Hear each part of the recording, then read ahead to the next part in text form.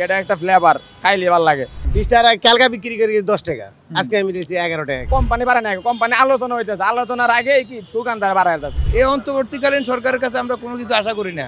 যেই যাবো হাসি না খাই এসে মানে 1 টাকা খাবো, পর 8 টাকা ওই খাবো, খালি খাই যাবো। ধূমপানে অনুৎসাহিত করতেই প্রতি বাজেটে বাড়ানো হয় সিগারেটের দাম। এবছরের 25-26 অর্থ বছরে সিগারেটের পেপার আমদানির সম্পূরক শুল্ক 150% থেকে 300% করার প্রস্তাব করা হয়েছে। এমন আভাসের পরেই খুচরা দোকানগুলোতে বেড়েছে সিগারেটের দাম।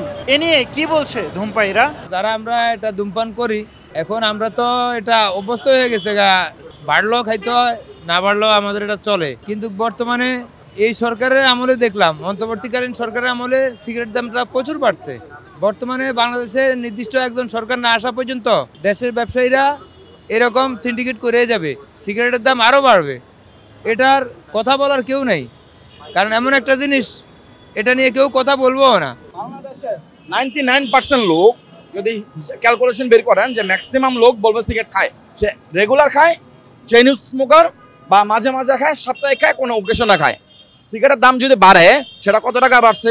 310 টাকা যদি মূল্য হয়, যেটা উনি বললো যে এক প্যাকেট বেনসনের দাম 310 টাকা, ওনারা কিনে 400 টাকা, তো 500 টাকা দাম করতেছে কত? 20 টাকা। কিন্তু প্যাকেটে এমআরপির মূল্য হচ্ছে 310 টাকা, তাহলে 500 টাকা দাম করে কত টাকা? ওইটা হিসেবে তো মার্কেটে বিক্রি হয় না। তাহলে এটা মনিটরিং করার কথাই, কারণ এটা তো ট্যাক্সও আসে না। 20 টাকা মূল্য যেটা বিক্রি হচ্ছে, এটা তো কোনো ট্যাক্স নাই, ট্যাক্স হচ্ছে 310 টাকাতেই। এখন কয় টাকা মার্কেটে মানে খুচরা মার্কেটে বিক্রি হচ্ছে, সেটা তো আপনারা মনিটরিং করেন, গভর্নমেন্ট মনিটরিং করার কাছে। প্রতি প্যাকেটে 10 টাকা। ডার্বি হলুদ, পাইলট, স্টার, নেভি যা আছে, মানে বেনসন টেনশন যা আছে, 10 টাকা প্যাকেটে লিচ্ছে আমার থেকে বেশি। প্রতি প্যাকেটে 10 টাকা বেশি খেয়েছে। বাজেট না হওয়ার আগে নিয়ে লিচ্ছে আমার থেকে কালকে। পাস হবে আরো 2 মাস, এটা প্রত্যেক বছরে হয় এটা। হ্যাঁ, আমি বলেছি, এগুলো তর্কও করেছি তার সাথে, তর্কতে কোনো এরা ইয়া দেয় না, আরও করে না। লিলে না লিলে যাও গা, কথা কাট ক্লিয়ার কথাবার্তা এরকম। যেহেতু আমার ব্যবসা করা লাগবে না, আমার ব্যবসা তো আমার করে নেবে। এখন আমার লাভ হলে কি আর না লস হলে সেটা পরের কথা। অনেকে বলছে এত দাম কে, এই সেই ভক্কর চক্কর। তাই আমি এটা জানি, আমার ব্যবসার বয়স 9-10 বছর, বুঝছেন। আমি এতটুকু জানি যে এই 2 মাস এরকম ঝামেলা চলে। যেমন মানুষ বলে যখন দাম রেট বাড়ে যায়, মানে বের হয়ে যায়, তখন আর কেউ কিছু কয় না। এই লাফালাফি 2-1 দিন। স্টার ক্যালকা বিক্রি করি 10 টাকা, আজকে আমি দিয়েছি 11 টাকাকে। আমি বলেছি, সবাই বলতেছি 1 টাকা আমি বেশি নেব।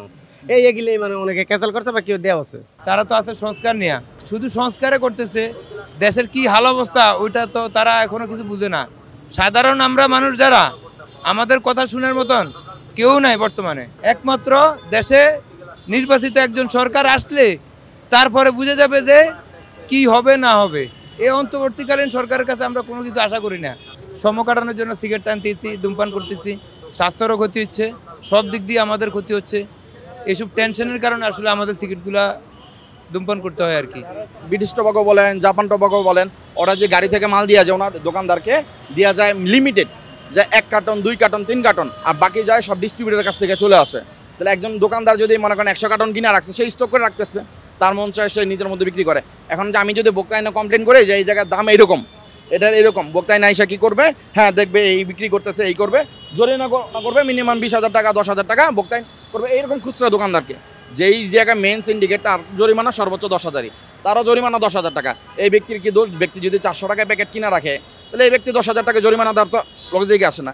অ্যাজ এ সাধারণ মানুষ হিসাবে আমরা বলতে পারি যে ওনাকে জরিমানা করা উচিত। উনি এই টাকা এখানে বিক্রি করতেছে, তাহলে উনি যেই টাকায় বেশি টাকাতে কিনতেছে, এটা জবাব দিকে দিবে, এটা তো অবশ্যই তার জানা উচিত। তাহলে মেইনলি যেই জায়গা থেকে সিন্ডিকেট কোম্পানি, যেটা ডিস্ট্রিবিউটার যারা আছে, তারা মেইনলি করতেছে, তাদের দরে জরিমানা করেন।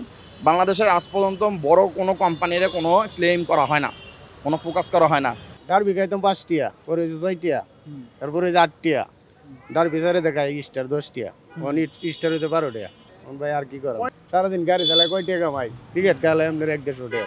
সিগারেটের দাম কি আসলে কোম্পানি বাড়াচ্ছে, নাকি এটা কোনো রকম দুর্নীতি বা কোনো কিছু চলে, এটা তো আমরা জানি না। কিন্তু আমরা রাস্তা থেকে যখন সিগারেট কিনি, কালকে দেখা গেছে 10 টাকা বেচতেছে, আজকে 11 টাকা বেচতেছে। 2 টাকা থেকে 5 টাকা থেকে এখন 10 টাকা 11 টাকা হয়ে গেছে, তারপরেও আমরা খাচ্ছি। হ্যাঁ, এটা আসলে নির্ধারিত কোনো দাম বলতে পারতেছি না যে কত হলে ছাড়া যাবে। 50 টাকা না 10 টাকা সিগারেট, 15 টাকা হলে আর খাবো না। আমি চাইলেও সিগারেটের দাম আরো, ট্যাক্স আরো বাড়ানো হোক, সরকার ট্যাক্স আরো বাড়া, এটা হলো আমার চাওয়া। যত বাড়াবে মানুষ তত কমাবে, খাওয়া কমাবে। আমি মনে করি এর জন্য দাম বাড়ানো উচিত, যাতে মানুষের নাগালের বাইরে চলে যায় এটা। তো আমি মনে করি যত দাম বাড়াবে মানুষ সিগারেট খাওয়া আস্তে আস্তে কমাবে, একসাথে তো আর ছাড়তে পারবে না অভ্যাসের কারণ, আস্তে আস্তে কমায় দিবে।